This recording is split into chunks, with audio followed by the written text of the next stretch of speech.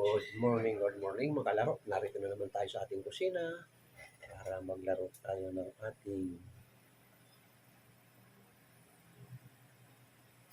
ito, mayroon tayong gagawin dito dahil araw ng linggo.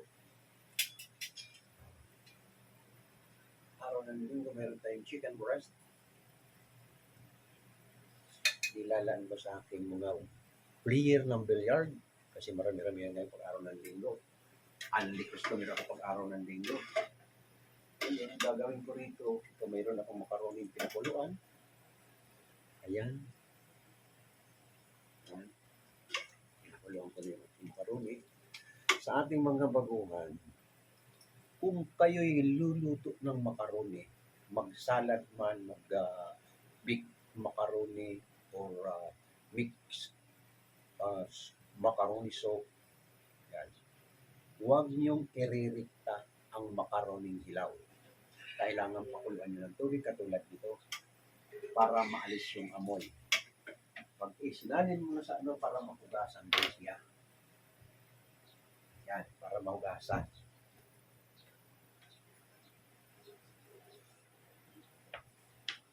Ilalagay mo yun sa strainer.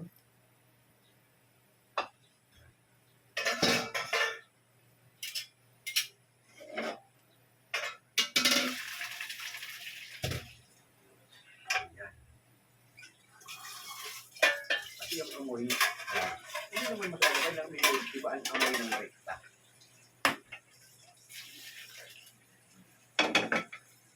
Ayan. Igasa natin.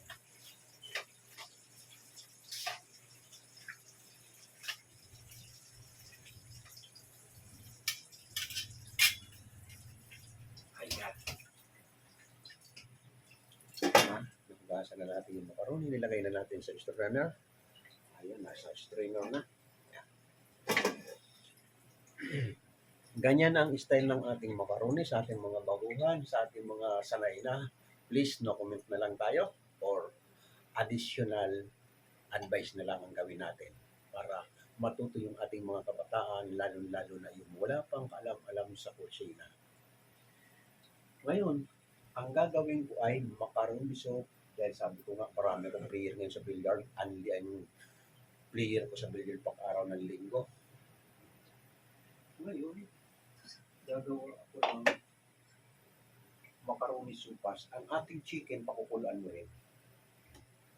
Pag napakuluan mo yung chicken, himay-himayin mo ng ganito yan. Malilito. Tapos, hihiwain mo. Okay. Igigisa na natin. Lagyan natin ng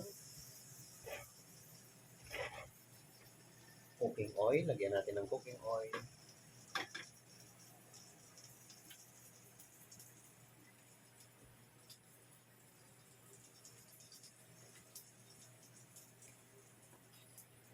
Ngayon, mainit na. Isusunod natin ang bawang.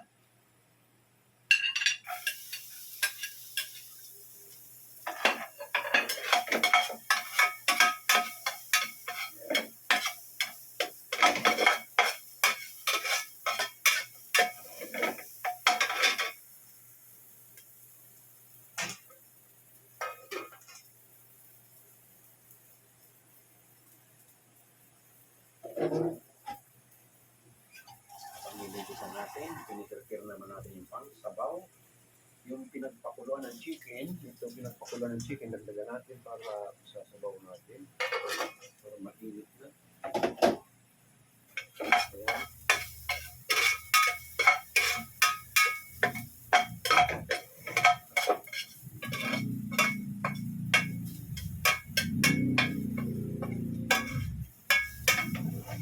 Yung bawang ko, sunod mo ang sibuyas. At ito dalawang gulay. Pag ako nagluluto ng sopas, ito hilaw lang ito. Pag pinatay mo na yung apoy, yung kakainin na, pinapatakan ko ng nihiwa-hiwa mo yung carrots na maliliit. Yan. Kahit sa salad, ganoon din ang ginagawa ko sa salad. Para pag nguya mo, may matigas-tigas kang manguya. Hindi yung puro malambot. Masarap pag medyo may nangunguya kang matigas na part. naman celery, pagtatanggalin at saka ko ilalagay itong mga dahon. Pero itong katawan, sinasama ko ito sa pag-isa. Katawan. Yan. Pero yung dahon, pagtatanggal, papatayin mo lang apoy at saka mo ilagay. Mabango ang sabaw. Amoy na amoy mong mabango.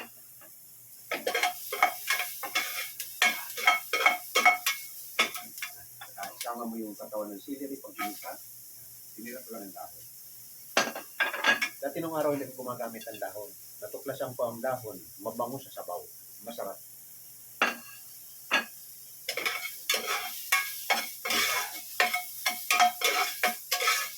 At saka isama mo na ngayon ang chicken.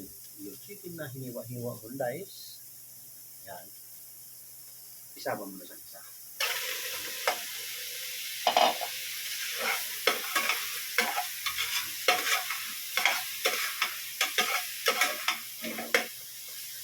Habang ginigisa mo, titimplahan mo ngayon. Lagyan mo ngayon ng asin.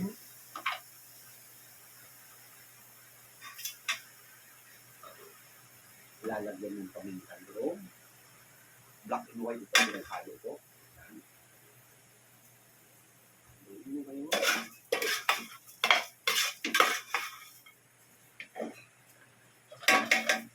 At pangalan na para maano sa gisa. Pagkakuha ng gisa. At ito naman butter, sa supas hindi nawawala ang butter. Lalagyan natin siya ng butter.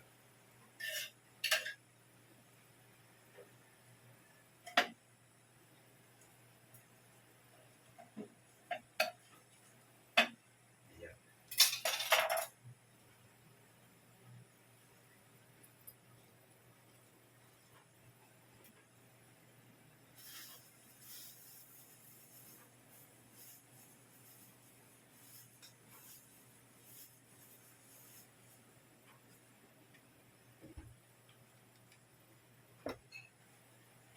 Okay, kumulo na.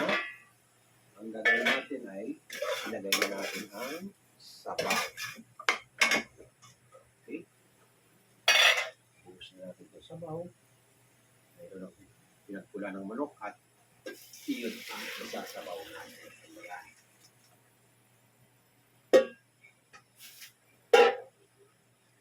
Ay, dito niluluto ko, maaaring good for 30 person nito kasi mapapigil ko tayo. Habang umuulan, papahigupin mo siya ng supas para hindi sila ginawin.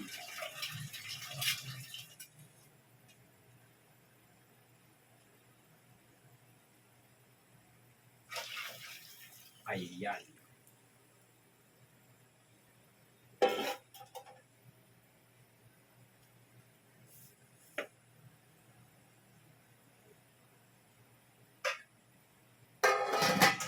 Ilalagay mo na ngayon yung butter para lusaw.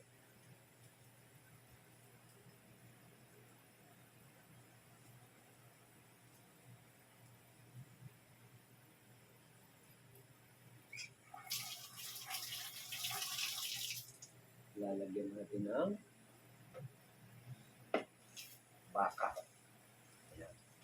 Lalagyan natin ng baka para manok at saka baka ang magkasama. Diba?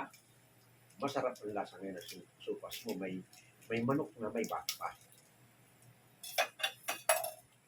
Alam niyo naman na hindi nawawala itong ating mga cubes na ito.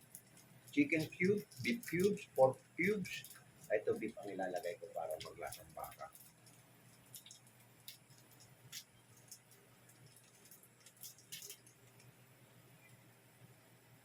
Isang bar lang ng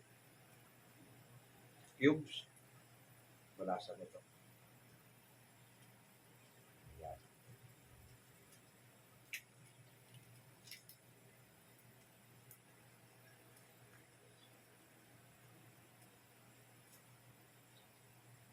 Ngayon, ilalagay na rin natin yung macaroni. Dahil mainit na tagal ng tubig. Bago ko manilagay yung sabaw, mainit na talaga sa yung mainit.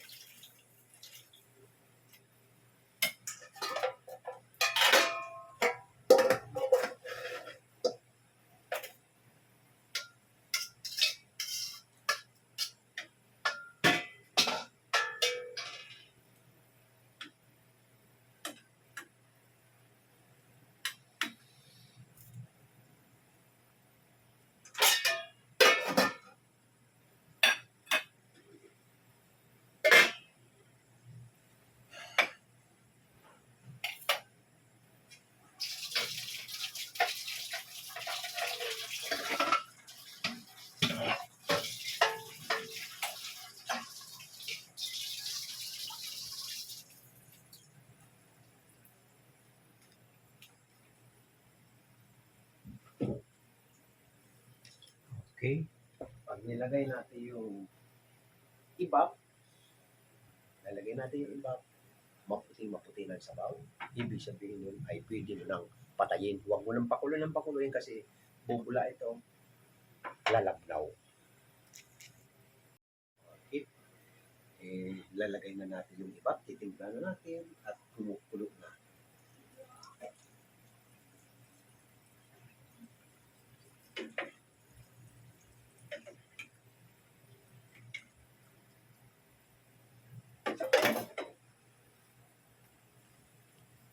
Ano yan, Manay?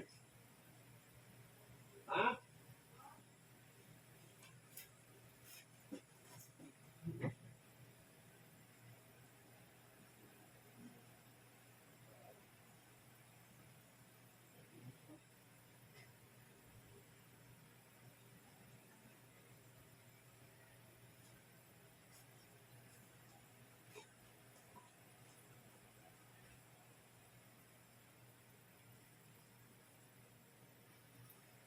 Okay.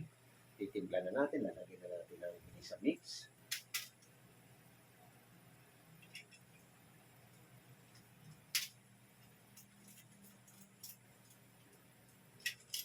Isa marami, ubusin natin sa buo. Ayan.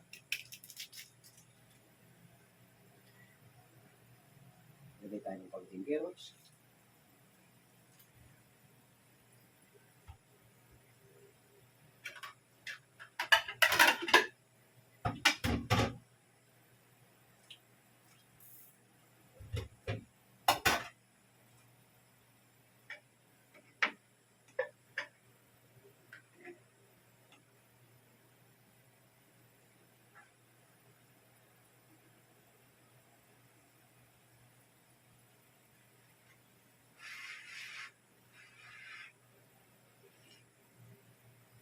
Number 1 ang ating sopas.